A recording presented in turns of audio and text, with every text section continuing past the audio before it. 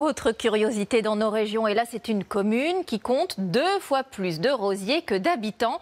Au 13h, on souhaite vous raconter comment Chédigny, en Touraine, est devenu le village des roses. Cet endroit, c'est un paradis pour les amoureux de cette fleur. Il y en a partout dans les rues, avec même un festival réputé. Cécile Madronet, Thomas Gatti et Brieux Gorchy.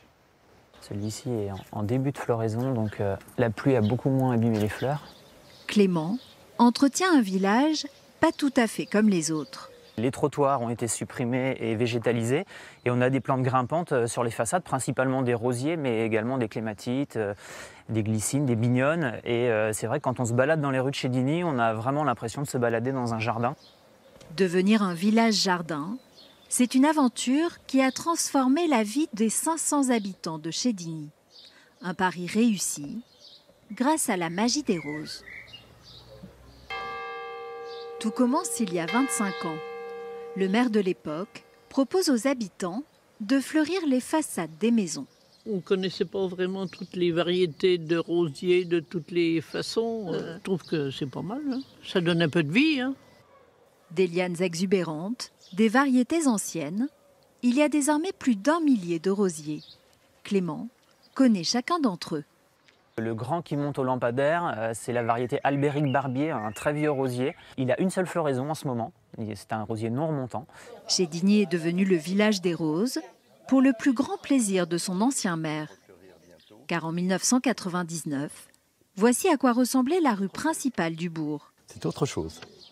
Le fleurissement a tout changé. Beaucoup de maisons n'ont pas de jardin, n'ont pas de cour. Et l'idée, c'est que le jardin et la cour, ce soit la rue. Vous venez de quelle région ? Du Haut-Jura. La commune est désormais une destination touristique. On se sent bien, enfin je suppose que les gens qui habitent ici doivent se sentir On se sent bien.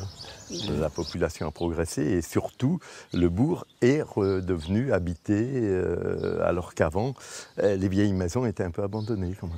La rose a même son festival tous les ans au mois de mai. Et il faut plusieurs jours pour le préparer.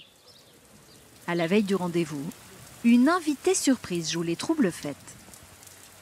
La pluie accompagne l'arrivée des exposants. Ah oui, c'est que c'est déjà effacé en fait. C'est déjà effacé. Clément doit composer avec la météo. C'est la première fois qu'on installe sous la pluie, mais c'est pas la routine, c'est sympa. Alors ça, tu te le mets de côté. Ça y est. À l'abri des marronniers, les bénévoles gardent le sourire. Quoi de plus plaisant que d'être au milieu des fleurs? On vient toujours avec un minimum 6 à 700 pots. On a beaucoup de clients habituels qui reviennent et qui nous attendent tous les ans en fait. C'est ce qui est super pour nous et en fait c'est un lieu qu'on ne veut pas manquer. Le lendemain, les efforts sont récompensés. Chédigny connaît l'affluence des grands jours. Clément est rassuré.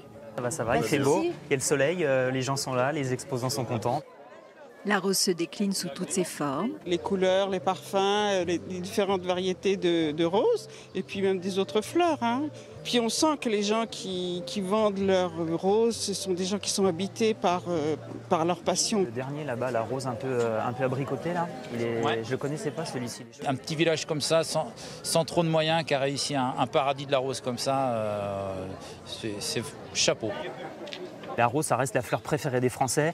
C'est une plante qui parle à tout le monde. Elles sont très différentes, donc chacun a sa préférée et ça participe au succès de l'événement. En 2 jours, 12 000 visiteurs se sont pressés dans les ruelles fleuries de Chédigny, qui mériterait le titre de capitale de la rose.